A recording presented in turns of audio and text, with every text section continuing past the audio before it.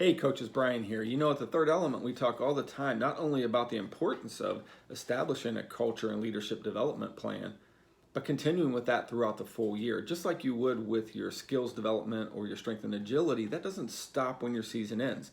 You continue with that through the off season. Well, I got a really good reminder of that the other day. As you know, I'm a basketball coach. We're in our off season and we started one of our summer leagues recently.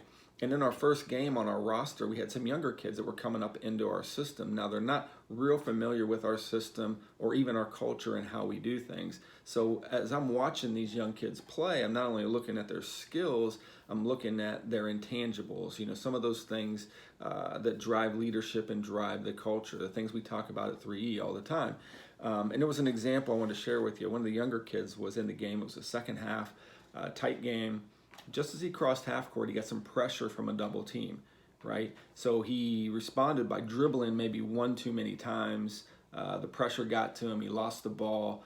Now that's something I'm not happy with, obviously, but that's something we can teach, right? Those are tactical things we can teach how to handle a double team. I know that. What really raised the red flag for me was how he responded to it, right? Instead of grinding it out, sprinting back and contesting the layup on the other end, he chose to stop and yell at a couple of the other players for not getting open. They weren't moving, they weren't cutting hard enough, so he had nobody to pass to, therefore he turned the ball over, right? So he's deflecting, he's not taking responsibility for his actions, he's not being accountable to the team.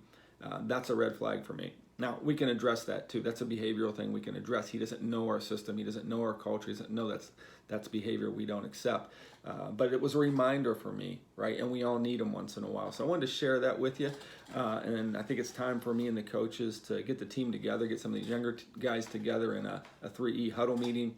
Maybe I'll pull down a cheat sheet on positivity or maybe even communication, and just get some discussions going about our ways and how we do things. So I wanted to share that with you. I hope it helps. Until next time, take care.